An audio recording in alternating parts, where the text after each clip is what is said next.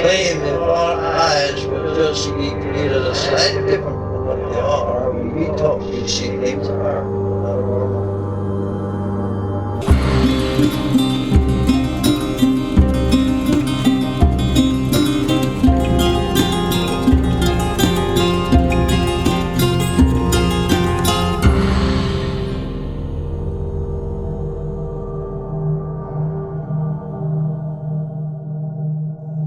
You're listening to Strange Familiars. True stories of the paranormal, cryptids, hauntings, the occult, mythology, UFOs, folklore, weird and forgotten history.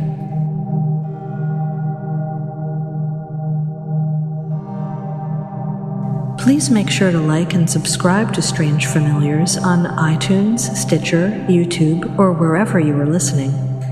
Please share the Strange Familiars page and episodes on Facebook and other social media.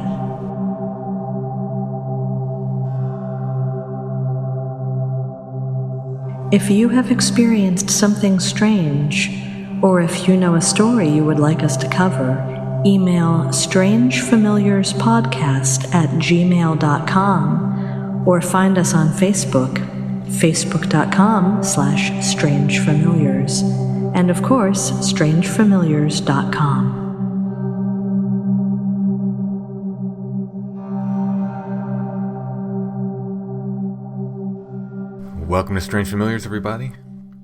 Just a quick note, I stumbled on some new information and some new witnesses regarding York County's Toad Road. Of course, I wrote my first book, Beyond the Seventh Gate, about Toad Road, and I've been meaning to write a kind of companion volume to it.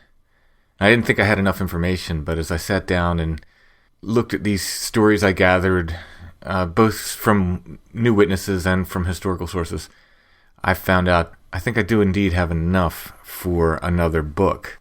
But that said, I'm still looking for folks, still looking for stories. If you've experienced the unknown on Toad Road, or at Cadora's Furnace, or anywhere in the Hellam Hills, please contact me. You can reach me at strangefamiliarspodcast.com, or use any of the contact info for the podcast, and it will get to me.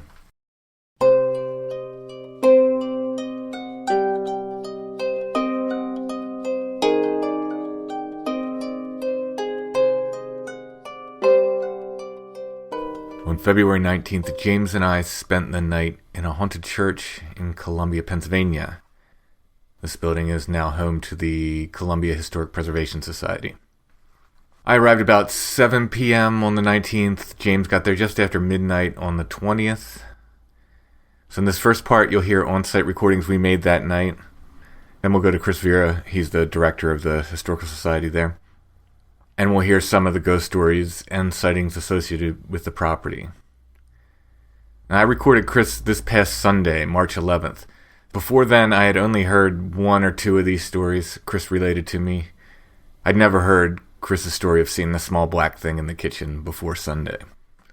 So James and I had a couple interesting experiences. As you'll hear, I didn't think we had anything major happen. But after I left the church, I remember seeing this black thing on the floor when I woke up in the middle of the night. It wasn't there in the morning. So I tell the story to Chris later in the episode. The place where I saw the black thing at the foot of my air mattress, it's about 20 feet from the kitchen where Chris says he saw whatever black thing he saw. Most of the audio for this episode was recorded on site at the church in the parsonage. I've done my best to even out the audio levels, but some inconsistency is to be expected.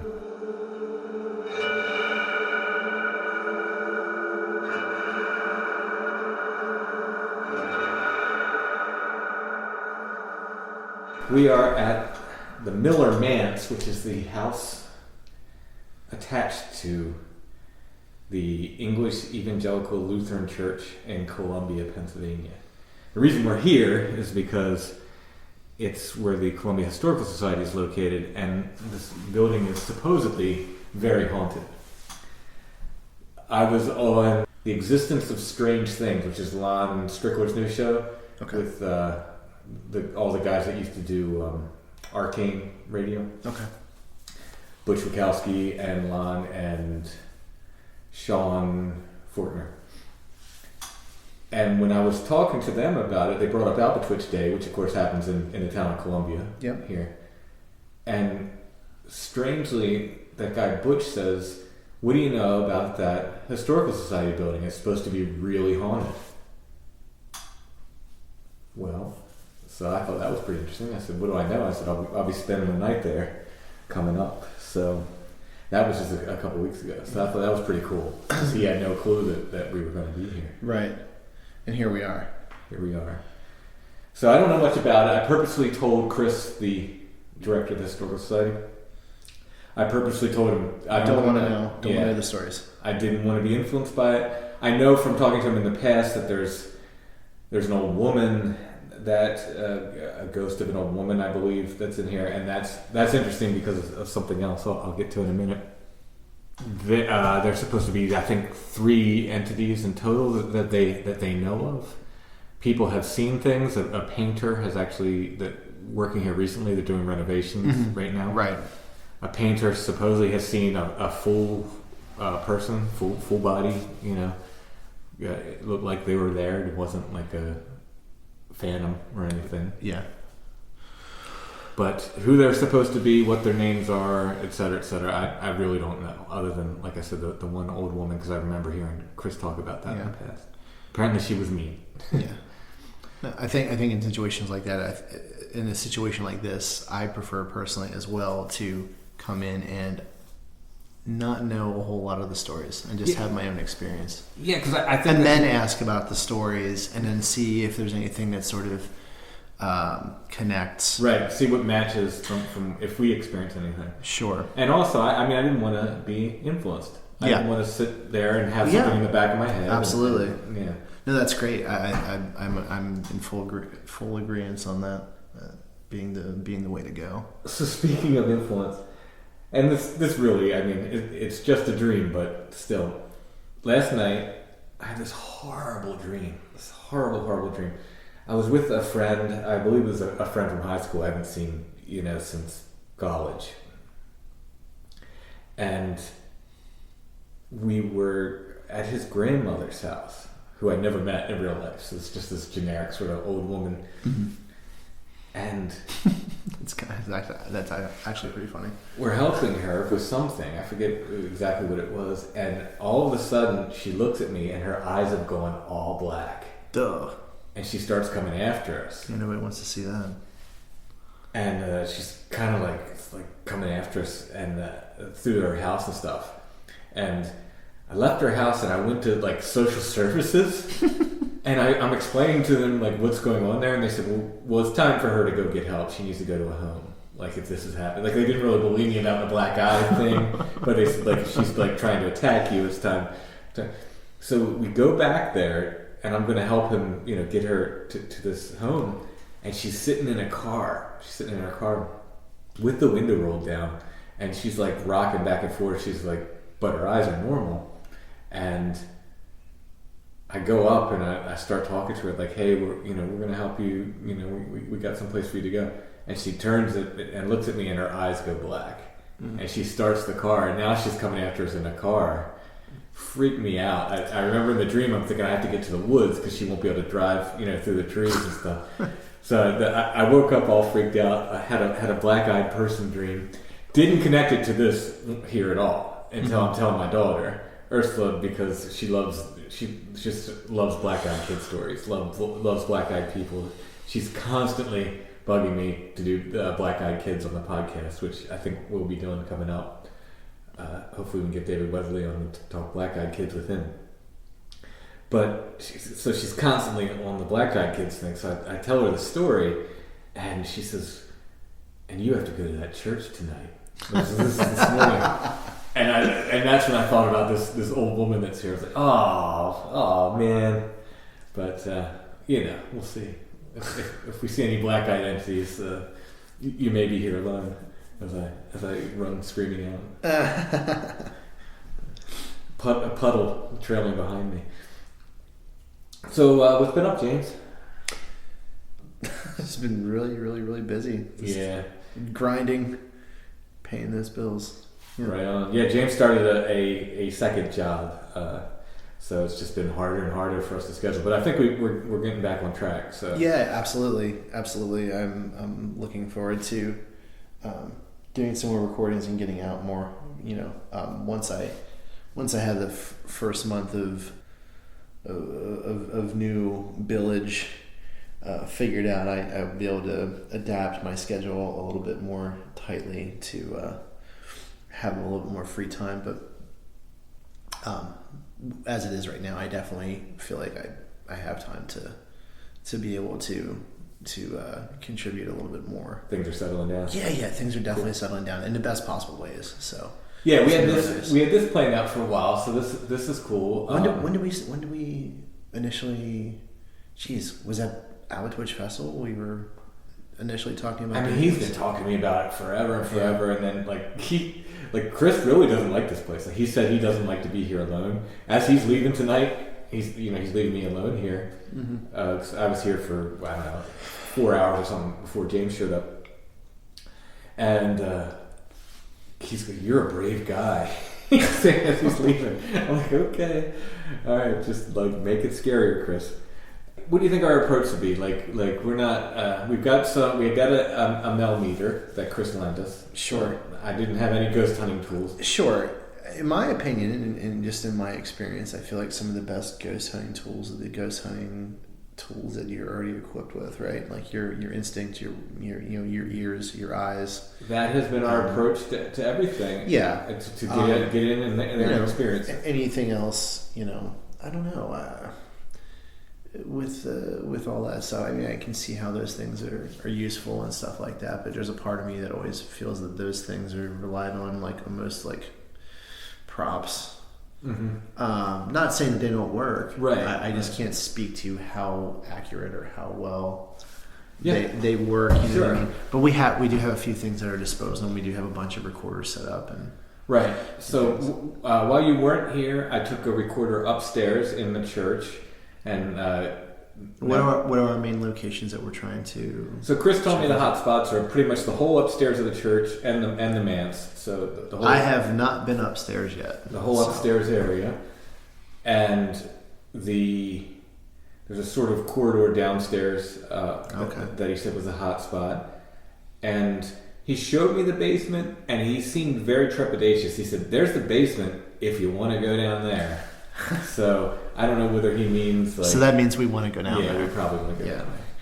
So I figure, like I said, I took a recorder upstairs, and just while I was downstairs, I was practicing banjo and hanging out, and I just let that recorder run the whole time. So maybe we caught something on that, maybe we didn't. And I figure from this point on, we'll just take recorders with us and let them roll. We'll see if we get some EVPs. We'll talk and discuss our feeling and any experiences we have. Yeah. Shoot pictures. No, it totally. I mean, that makes sense to me with regard to just sort of taking stuff with us as we move. And sometimes you really don't know until you go back and review things. Right. With the sounds and such. And after this is done, the next time I see Chris, I will get him to tell me the stories then. And we'll see if anything he says matches up, or, if not, we'll have some good ghost stories for the podcast. For sure. So, you want to get to it? Let's get to it.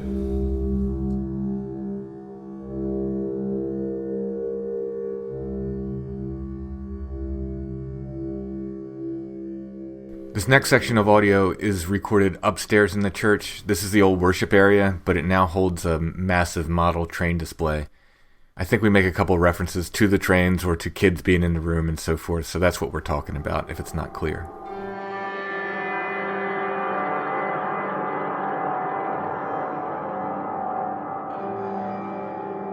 Before the heat comes on, it sounds pretty horrifying. I don't know if you noticed that. Yeah. That sounds like...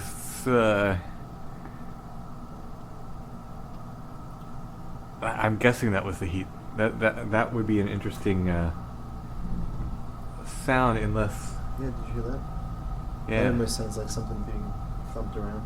This sounded like a voice maybe in the basement or something. I don't know. Unless something's screaming in the ducts. Huh. I want to go up and check this up. Yeah. For sure. So up here is where all the stained glass is, and It's incredible. It's a little bit creepy, to be honest. yeah. And I want to know why there's a chair up there facing the wall. What are they looking at?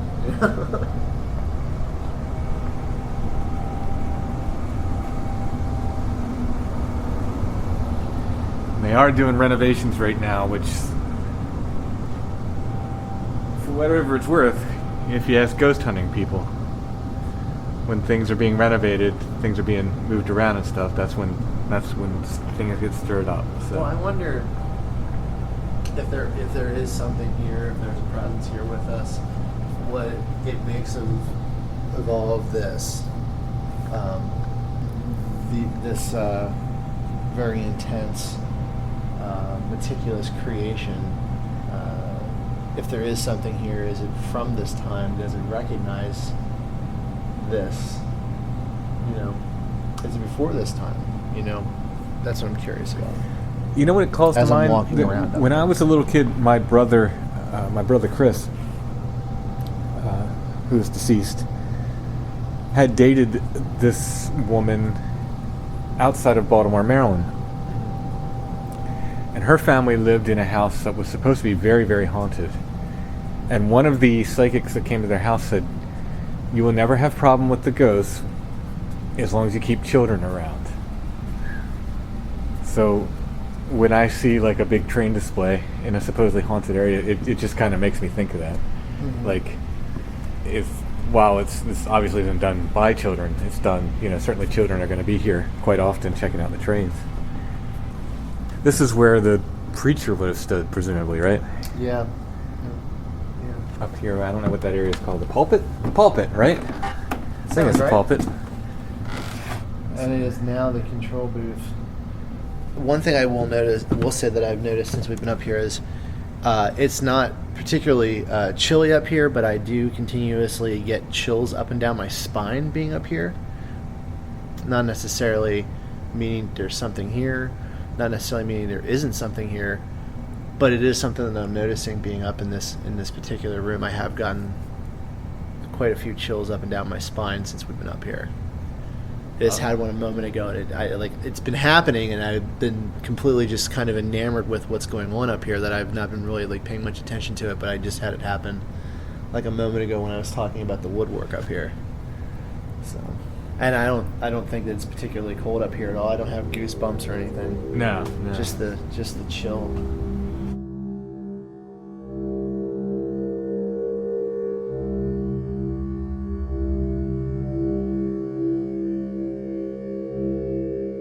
The next clip finds James and I in the dark upstairs in the parsonage. As we said, they're doing some work on the property right now, and I think they had the electric off. I don't even think we could have turned the lights on if we wanted to. So we're in the front office in this clip, which we agreed was the place we felt the most cold spots and chills and the creepiest feelings of the night.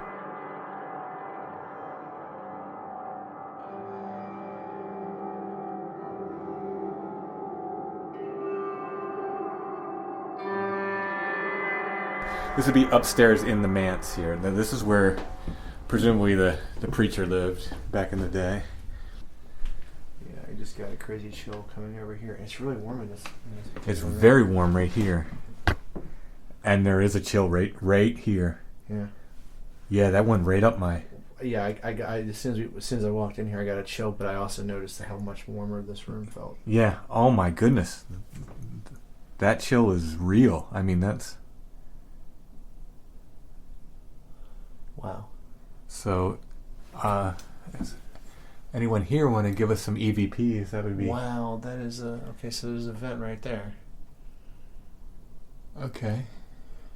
Doesn't explode. Okay, so that's blowing warm air. I'm not exactly sure why it's cold right here in this spot. Yeah, it's right as you come through the door. Maybe this is the power of suggestion, but back here does feel weirder to me. Like it feels a little creepier back here. Well, we don't have the lights on. The lights aren't actually working in this part yet. Yeah. So. The lights are not on. I do have a flashlight. So maybe it's power of suggestion, but I'm getting another cold chill right now. Yeah, I feel it on this arm. Wow, that's really weird. it almost feels like my arm, like cold air, like over the hairs of my arm, but it's just on the right hand. Wow, that's really weird. I almost feel like, you know how like when you start to fall asleep, like your arm starts to fall asleep from propping on it, and not like completely, but it just goes a little bit numb and gets that cold feeling as the blood circulates back into it. That's what I'm feeling, but it's constant right now. So this is some sort of office. We'll have to make note of it when we talk to Chris. Yeah. And see if anything. Corner office. Okay. Well, that's my first major. Yeah, that's something in here. That was a bit. Yeah.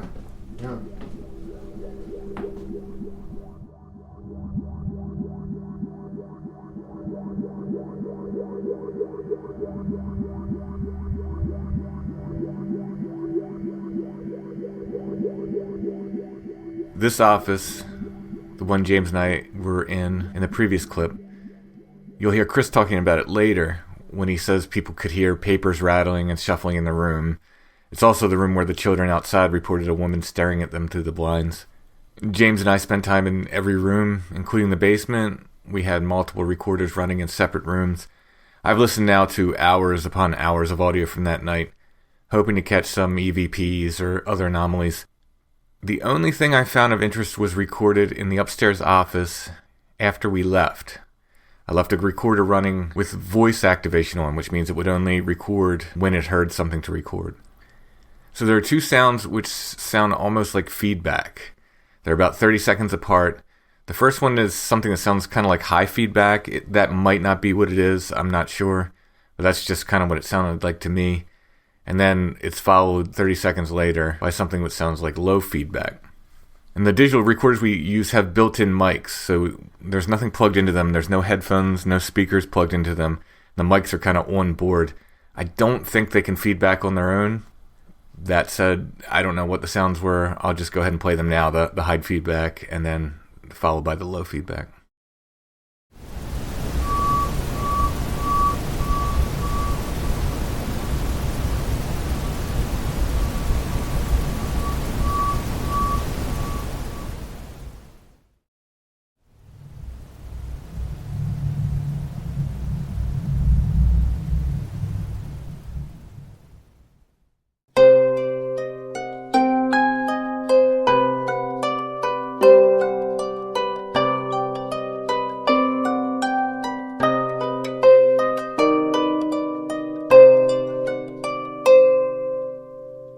Before we get into Chris's stories about the haunted church, I just want to thank all of our patrons. Strange Familiars would not happen without you.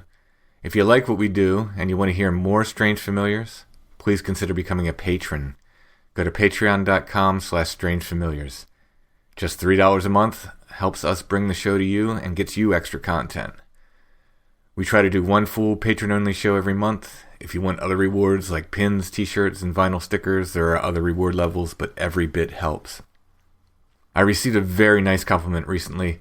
Someone told me that I should thank my entire production staff for all the work they do putting this show together. I am the production staff.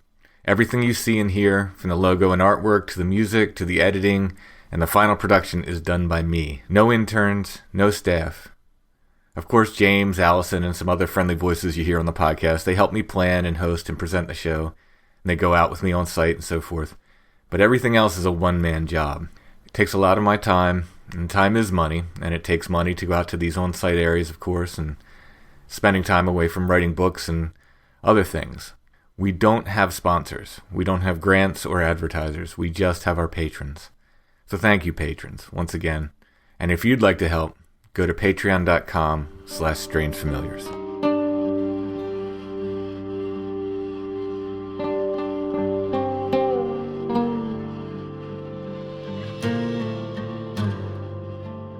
Chris Vera walked me through the church again this past Sunday and told me some of the many paranormal experiences he and others have had in the church. Just a note, when Chris says Albatwitch here, he's referring to the Albatwitch Day Festival, which is held in Colombia, not the Albatwitch creatures.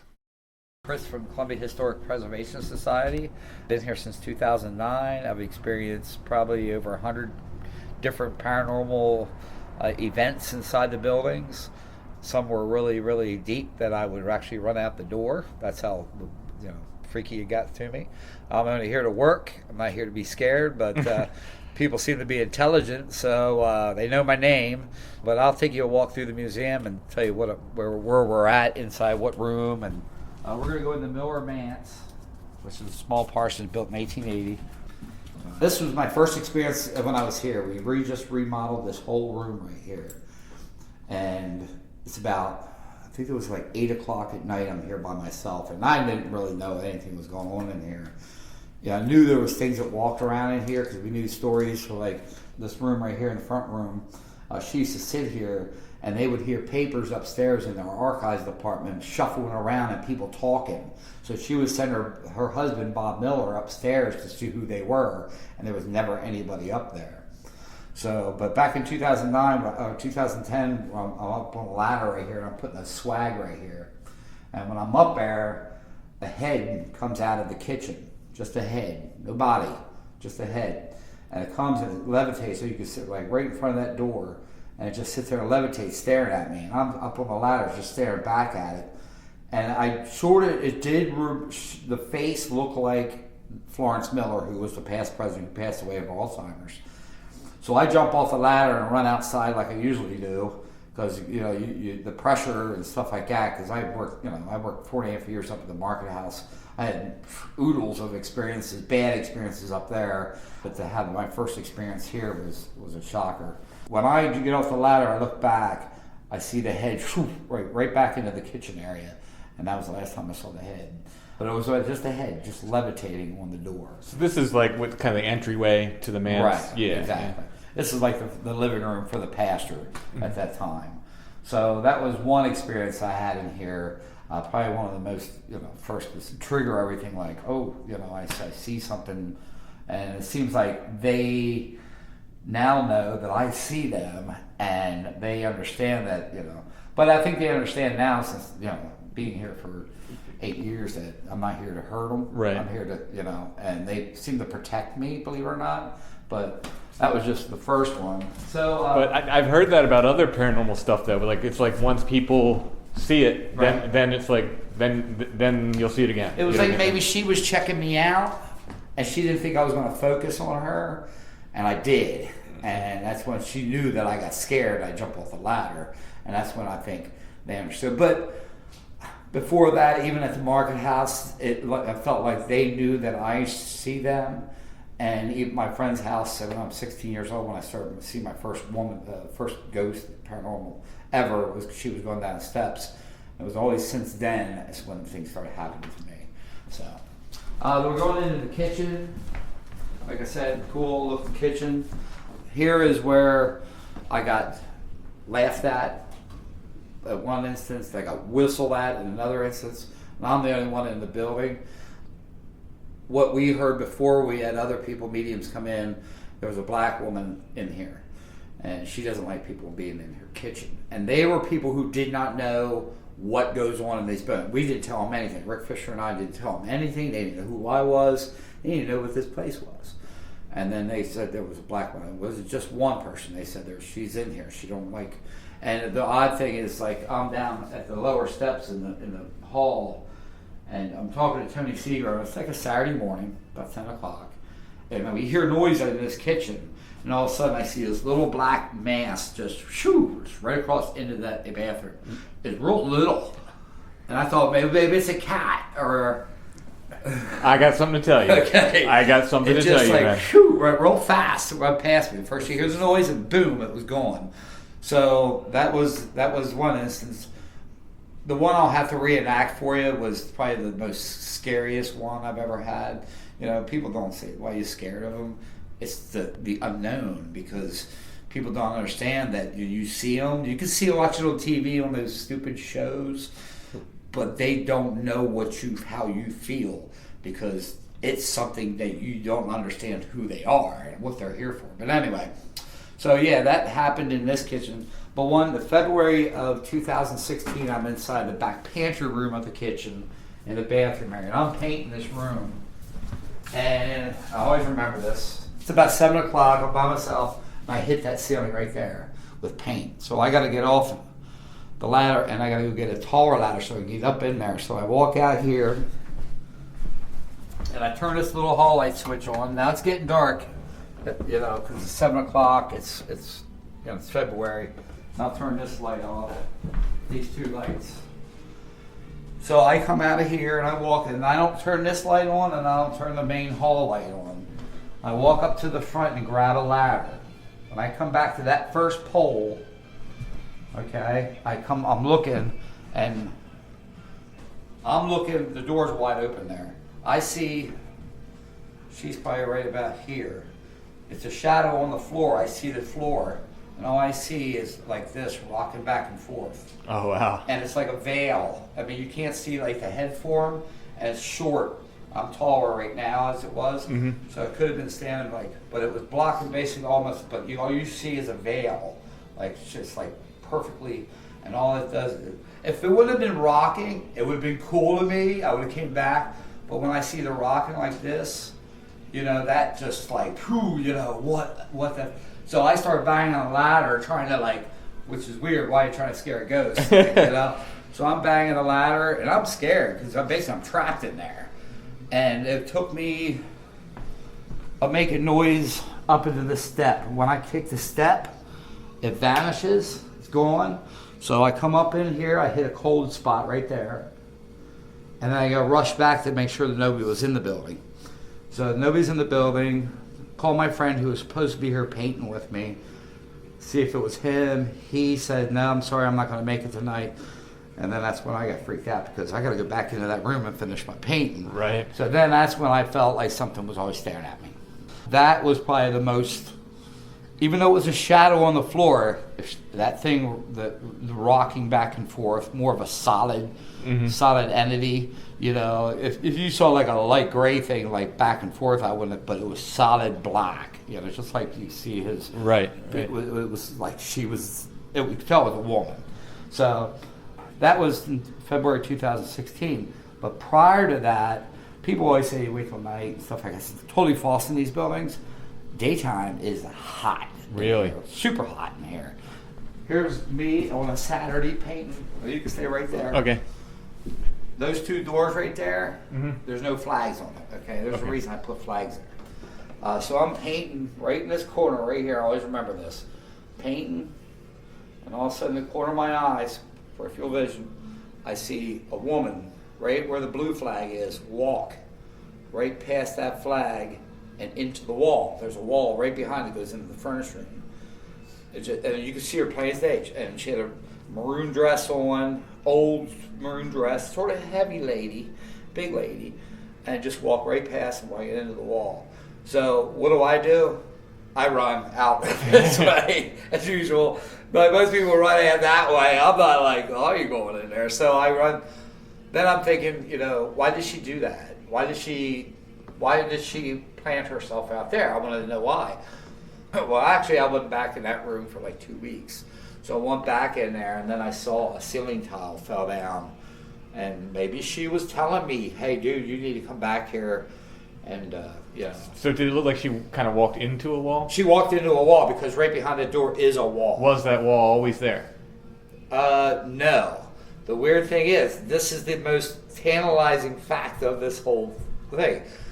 On the other side of that wall is a maroon dress from a church from 1834 that I had sitting right there. Oh, wow. So was she wearing that same dress? Wow. Because that was the weird thing, because it looked like the dress I had on the other side of the wall. Was she going into that dress? Yeah. Was she Roman and then went back to where that object was? But yeah, there was a doorway right there back in the church days. It was a big round doorway that she would have walked right into. That's interesting. So, yeah, so that was, but she was like, I could touch her. Like if I was on the other side, she was that visible. So that's why I put the flags up, because I'm in here working. It's like, you know, but you know, the stories just don't come back where I am. 1986 is when it's in a book by Dorothy Fidel writes a book. Okay, yeah. You heard of Dorothy Fidel? Yeah. Mm-hmm. She writes a book about Edna Clark. Edna Clark was a volunteer here, an older lady, and then Florence was working upstairs that day.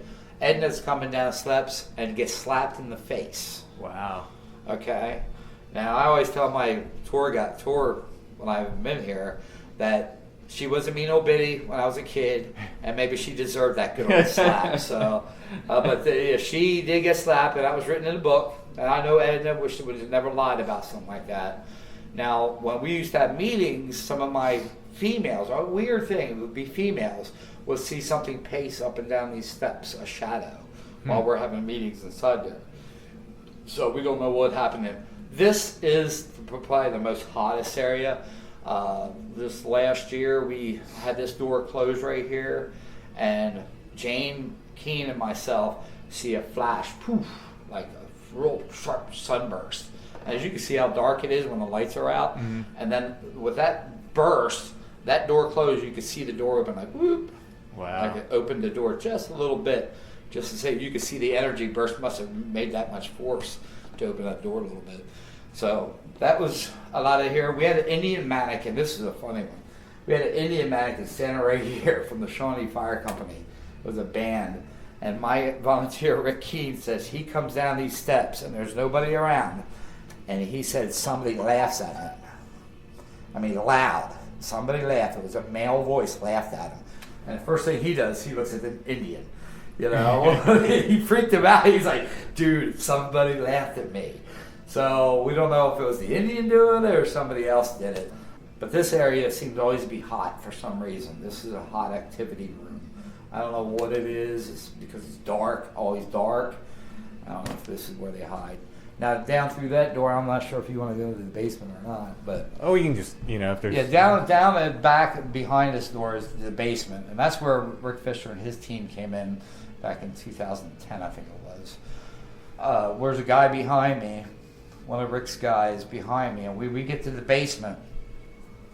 I go back halfway into the basement, and all of a sudden this energy just goes through me. I mean, it's just powerful. And I'm tingling all over, and I look behind me, and he's looking at me. He says, "Do you feel what I feel?" So whatever it was, he was feeling it. And it was just like a strong energy. So he set up his audio video down there. He hears like little conversations, but that's all they got out of there. But yeah, you could feel. Even when we had mold problems down in the basement, we had to seal that off, and we had stacky mold and stuff down there. Every time I put plastic up, I felt like somebody was on the other side of the plastic just staring at me. That's how freaked, you feel that energy, like, who's something, you just I get like teary-eyed breathing problems, things like that. My hair stands up, of course. Yeah. I know they're around. You just don't know where they're going to pop up on you. So that's that. We're going to go into the main hall. I used to come in here Labor Day and do like history, but nobody's in here. Just like it is now. In that room back here, the little library, in 2013, I'm doing Black Civil War history. In there, we have Civil War novels back there. And I'm sitting there, and this is basically what it looks like. I'm in setup mode, and I'm sitting there, and all of a sudden I hear Chris in the back of my head. And that was like one of the, but I can hear Chris in the back of my head, but I can feel my hair separate. Oh. Like that's how close it is. As you can see, I'm getting teary-eyed. Freaks you out. So my hair separates, and I swing around. Of course, I had an Indian mannequin standing there. That freaked me out just seeing him. But yeah, they knew my name, and that really sort of like freaked me out because it was plain as day. Because I said, "Here, Chris." I'm like, "Whew," what was that? And I'm just focusing on Civil War history. So that happened on that Labor Day. The following Labor Day, I'm sitting in here, and all of a sudden I hear like a bike bell inside this room, like ling ling, and I'm looking around like there is no bike bells in this room. I'm thinking, where'd that noise come in? It wasn't from outside. It was definitely in this room. So Labor Days, for some reason, I come back here and I'm expecting something. I've seen the piano, Albatwitch 2014, 14 or 15. It would have been 14. I'm actually getting ready for a tour. I'm back here, and there's a display case I'm leaning against. I'm getting ready, getting all the candles ready and everything. Piano, That's the Opera House piano from 1881. Wow. That's how old that piano is. I have that sitting over here, and all of a sudden one of the keys drop on that piano. Now, if you push one of those keys on that piano, they're heavy. You got to really push hard. So somebody said a mouse, right? So there ain't no way a mouse can push a key down. Yeah, a mouse like could run that. across that and not. Right. So yeah, that was another instance that I had in here. I was given a tour to 3 old ladies one night in here, and they said, we were just in Gettysburg the night before, and I'm going to tell you straight up, you better have a better tour than them. And I was sort of, whoa, So these ladies were tough, and I'm standing over like right where that display case is. And I'm telling them stories this dark in here with candlelight, and I'm standing right here, and they're sitting right here, and I'm talking to them, and every time I'm looking over into that room where the photo room is, and all I see is a black shadow pacing back and forth, just back and forth. And they see me seeing that. And it freaked them out because they see I'm seeing something back there, pacing back and forth. So I don't know what that was back there. A week after Alba Twitch, the same year, Kenny Biddle from Philadelphia, his friend out at LA, and another girl who was on one of the paranormal shows, they decided to come here and do a couple hours, then we're going to go to the Market House. So they go to the basement, they're in there for about 15 minutes, they come out, they come in, okay, we got to go to the Market House, it's like 8:30 at night, they're packing their equipment up right over there. She's up at the counter talking to me, I'm on the other side of the counter, and I'm talking to her, and all of a sudden, I see this, he had to be 7 foot tall, all black figure, just walk right past that doorway, and she sees that I see it, and then she looks back and she can see the leg going up into the kitchen. Wow. And then that's what she says, yells at him, that's where they run after it. Of course, there's no ghost going to put his arms up and say, I surrender. It's totally false. But yeah, he was like, I believe that's the caretaker's husband. It's the first time I ever saw the male. You could tell it was a male. Well, I wanted to know who these caretakers were. I found a woman who actually was, she works at BJ's. She's probably about 86 years old now. She went to this church. They moved out in 1952. She helped move us out. Well, up in the training room, since I've been here in 2009, and I'm not the only one, other board of directors, other volunteers, at sometime during the day or even at night, you can hear somebody pace back and forth upstairs with a cane. You can hear the cane. My wife's handicapped. You can hear the cane thud, and just paces back and forth, back and forth. And sometimes we creep upstairs. You open the door in darkness. You're like, you don't see nothing. But we never caught anybody up there. So when I'm talking to her, I want to know who these people were, and I said, who were the caretakers at that time? And she said, it was Ruth and George. And I says, oh, great, now I know their names. But I said, there's one thing, is Ruth handicapped? And she says, oh, yes, she is. She walks with the cane. Wow. And so that's who she is. That's Ruthie. So now we know their names, Ruth and George. So, and back even when this place was just a machine shop, nobody was living in the parsonage house. I remember the newspaper boy. He told me, now he's all grown up. He's a friend of mine. He said every time he'd go past there, even though they didn't get papers, he'd have to go past there. He would look up on the 3rd floor of the parsonage and see this man and woman, arm to arm, standing in the 3rd floor window, just staring down at him. Wow. And he said it was a normal occasion for them to do that to him. So, are the offices on the 2nd or 3rd floor? 2nd. They're on the 2nd floor. Okay. 3rd floor is just basically it was run down attic space. Okay. All right. And that's where Rick Fisher and Kelly Weaver and a bunch of us were up in the attic, and that's where there's a little room up there where I call it the peace room, where the pastor would go up and write his sermons. Just like a little quiet room. You could just tell that's what that little beautiful little bookshelf built in. I'm thinking it had to be where he would write his sermons, the quiet area. But when I opened that door, that's when that energy came out and went through Rick and went through Kelly. And then about 45 minutes later, I find Kelly in the parsonage with her arm against the head against the wall, just drained completely. And then I find Rick in the train room. He's completely drained. They said they've done over 1,000 investigations and never ever seen or felt anything like that. Wow. So whatever was inside that room and I left out, it went through both of them and sucked everything out of them. But getting back to Ruthie's pacing back and forth, I have a tour of about 28 people in here. And I'm talking about Ruth upstairs, about her pacing. It scares me. I don't know who she is, or I know what she did here, but it's just not the physicality of what she looks like and things like that. So I'm talking to the crowd, and it's dark. I have candle lights and stuff, but somebody's talking over me. Okay, but it sounds like it's to my right, and I'm standing, they're sitting, and it sounds like it's to my right. Now there was a big girl, maybe 6'5", sitting in the front row here. So I'm talking about how afraid I am sometimes in here because you hear the person walking upstairs. And all of a sudden, she just kept on talking to me. So I ignored it. I thought it was somebody rude in the audience. And so I just waited. So Rick gets everybody up and takes everybody outside. I shut the whole museum down.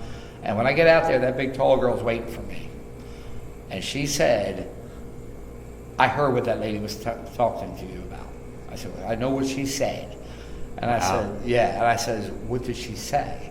And I said, first of all, who? She said, the lady who was up there, the ghost, And I said, what did she say? She said, why are you afraid of me? That's exactly what she said to her. Wow. Yeah, so that was like an eye-opener, like, wow, Now, Albatwitch 2015 is when I have a guy I know, he's a painter up in Mechanicsburg. He was working on the building I work at. And I invited his whole family to a ghost tour. His wife was not a believer. So the daughter and the boy came along. The daughter, we're leaving the tour, and the daughter says, you mind if I take some photos while I'm on my way out? I said, sure. So she's taking a photo over in that corner where the piano's sitting. And there was a wagon sitting there with big wheels on it at the time. So she sends me the photo like 2 weeks later, says, hey, who's the little boy with the pillow? I'm like, well, I'm looking at it. So I'm looking at the wagon wheel, and I'm seeing it's the wagon wheel. You can see it, but there's a white beam up through the wagon wheel. So I said, could you send me more photos? Because I know she was clicking pretty much.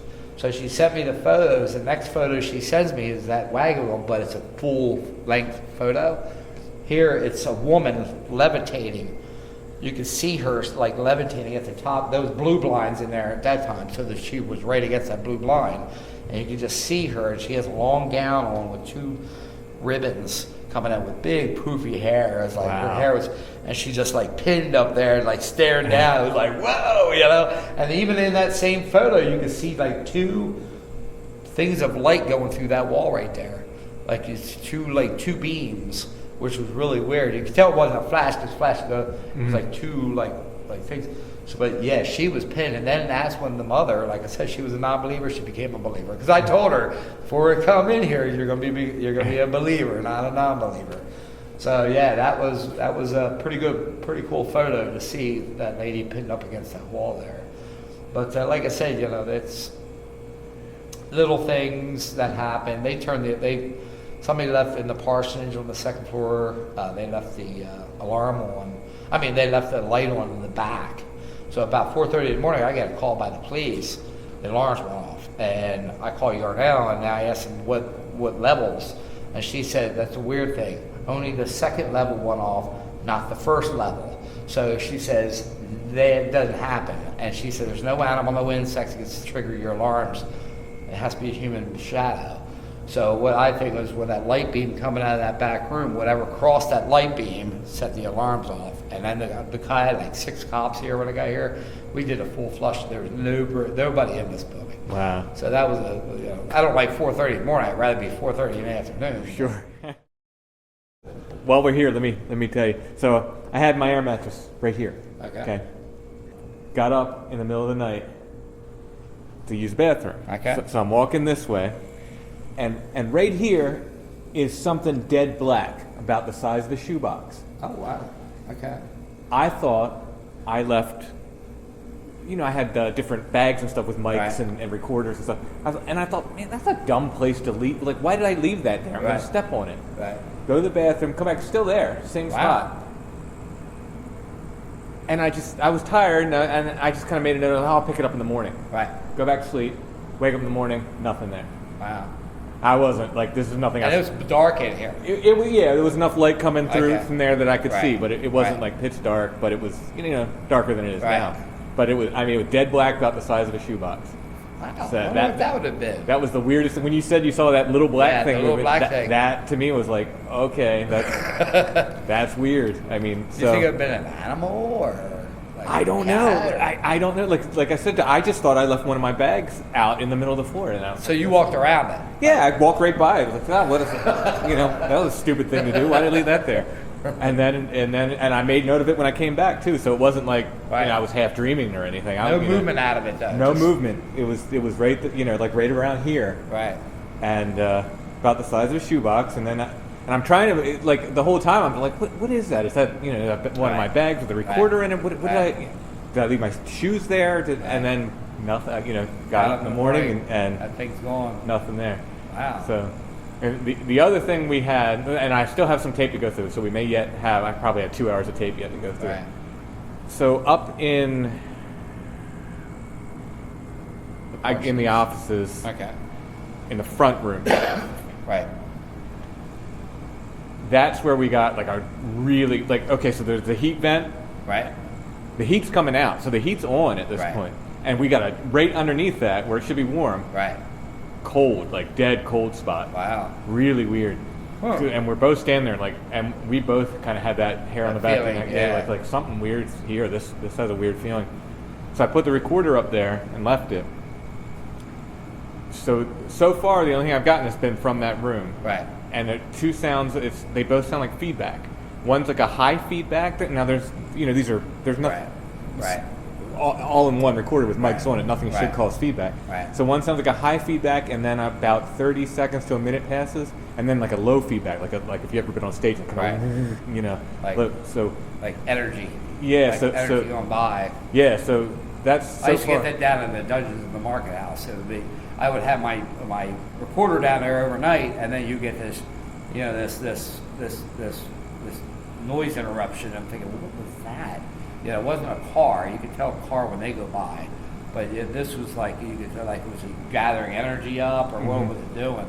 But I just get those on my mind. Is that the area where people would hear shuffling papers? Yeah. Well, I mean, I forgot to tell you about the little girls next door in the swimming pool. That was a freaky, really. And I remember it. I'm just leaving the volunteers out. We're closing up, and I'm out front with the volunteers. It's a little entry floor. There's about 4 of us standing out there, and the 2 little girls that are in the apartment next door, they're in a swimming pool. Okay, so they're swimming. These guys leave. I come in. I lock everything up. I come through here. I do a little work in here, and then I show myself up. I don't go upstairs at all. So I go out. I go outside, and Crystal stops me, the mother. And she says, "Hey, my daughters have something to say to you." And I said, "Oh, okay."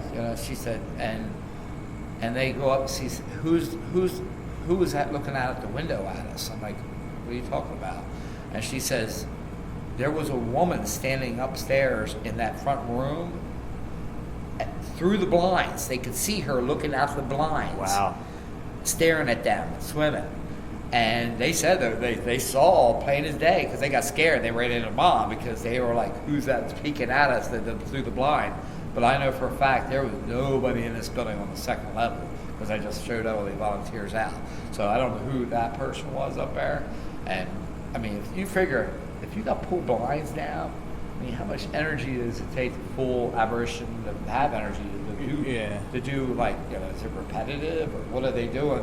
But yeah, they saw a woman up there, and I had no clue who that was. Wow. Yeah, so I'll show you where another cool thing. Marty Bigler is our painter. He was freaked. It's about 4 weeks ago he was up here by himself. The whole building's empty. So he's in here, and he's over in that area painting. I just opened that door. So he's over there. So he's painting. All of a sudden he sees a flash in the hallway right here. So he's like, "Oh, I don't know what that was," because you could see how's a flash going to get through anything in that area, So he decides to go outside and smoke a cigarette. So about An hour later, he said he's back up here painting again over there, and painting, and all of a sudden just looks over here, and there's a person standing right there in the hallway. Wow. Yeah. So he looks at the person, but he just basically was dark, you know. And he looks over, and he says they shoot down the back steps.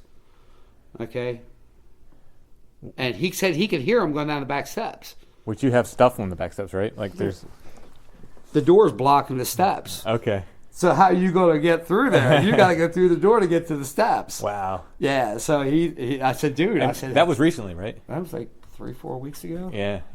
So the renovations, things like that, I'm telling you, man, it's like, but yeah, he says, I heard him going down the steps. I'm thinking, how are they going to get that step? They got to go through that door. But nothing was disturbed down there. You can't see footprints or anything. So he was freaked. He didn't like that. You know? Yeah. But he said the radio changed like a week prior. He'd go out. He always listened to 96.1. He'd come back, the radio station's changed. Huh. So somebody wanted something else. Yeah, they wanted something other. They didn't like that music he was playing. But yeah, this is about like right with the area. You got to understand, this is where they held church. When I had other mediums up here from like New York and stuff like that, they heard babies crying. Well, that was the baptisms that happened here. Sure. So that's what they would hear, babies crying. But like I said, you'll see shadows walk past you. Jane just had a shadow walk past her last week on a Saturday. She said she'll just be working and just walk past, you know. And it's just like the paint night, the shadow on the floor. Mm-hmm. The same day, Suzanne Whalen's out here working in that little hallway where all the energy is. And she's working. She bends over to do something. She feels somebody walk past her. So she gets up to look, and she said there was nobody there. She said I could feel them walking past me, but there was nobody there. But that was sort of the same night that happened to me. So I don't know if it was like the same person or what they were doing, but they'll mess with you, you know. But I don't know how many's in here. We figure 5 total, 5 spirits who walk around here. They're not harmful. You know, it's just the thing is, it's the unknown. Yeah, it freaks you out when you... Yeah, people don't think that you should be afraid of them. It's like, well, you don't understand.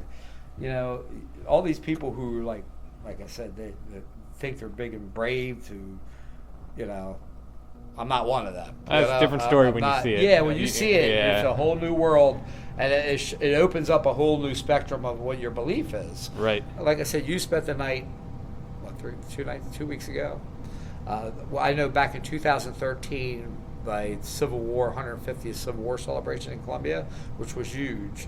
So Keene family, there was about 6 of them. They decided to sleep overnight because we had to get up at 5 in the morning to start all the processes. So they decided to sleep down below, okay, on the first floor where you slept. And they said all night long they felt somebody walking between them. All night long. I just felt like that they could hear the creaks. They could hear, like, just somebody was watching them. And a lot of them wouldn't move because they were terrified because they knew it wasn't the rest of the family. They just felt somebody constantly walking past them and stuff. Right. And then they got freaked. And then Rick said, I heard the church bells, Chris. And I said, we don't have church bells in here anymore. But he said I could hear the church bells. Huh.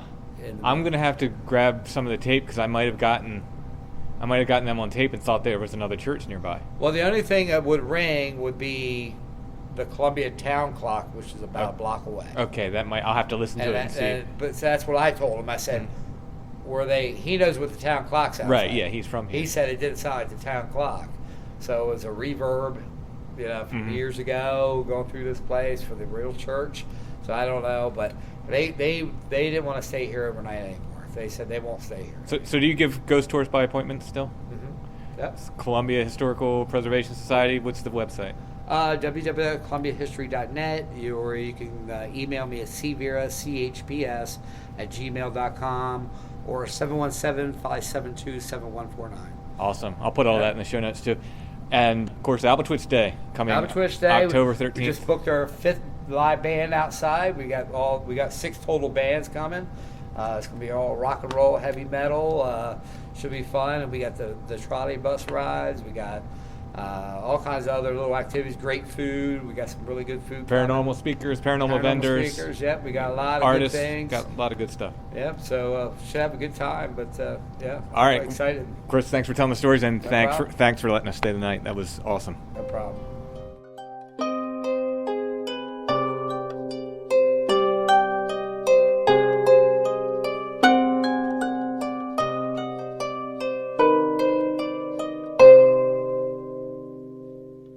Columbia Historic Preservation Society is an amazing source for history. Chris really loves history and the town of Columbia, and it shows when you talk to him. He's a source of great information about everything from the Underground Railroad to local architecture and Indian artifacts. He's just full of stories and full of history. Chris and the CHPS are really one of the hidden treasures of South Central Pennsylvania. If you're in the area, make sure to stop by. They even sell Albatwitch t-shirts at the Columbia Historic Preservation Society. So stop in and check them out if you can.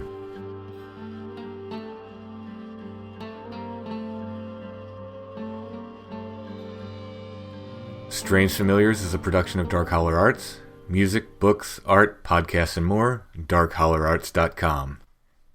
Check out the Strange Familiars Gathering group on Facebook. You can join and interact with the group. We share stories, artwork, all kinds of stuff related to the topics we cover on this podcast. Stop in and check it out.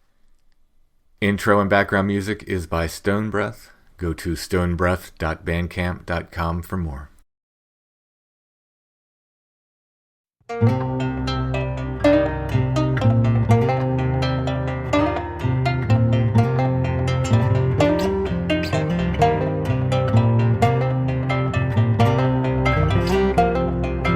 Shouts and dreams are slippery things that cover lidded eye,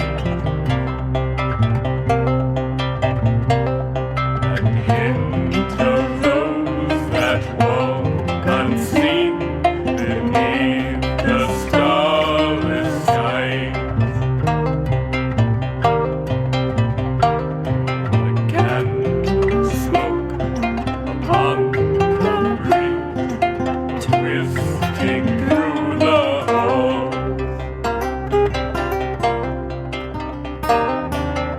Autumn leaves so silently is dancing as it falls.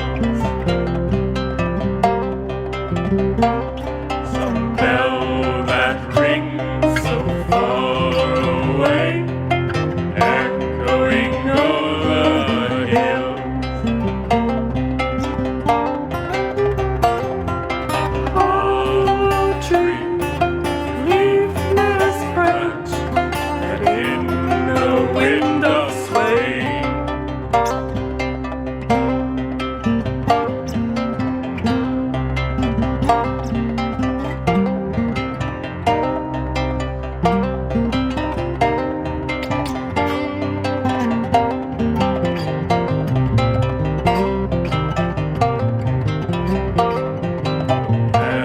Look there, the shadows move, some secret shade from waking sight remove.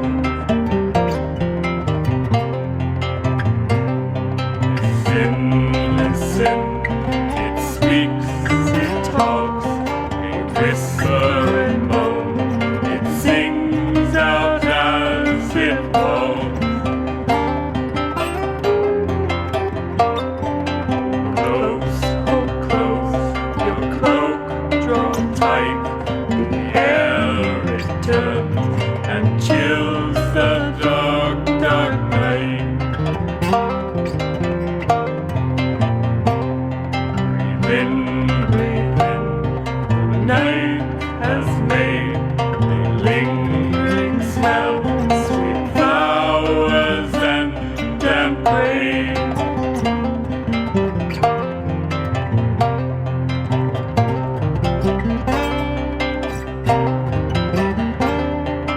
Petals fall upon the earth, and vines wind round the stone. The grass that grew so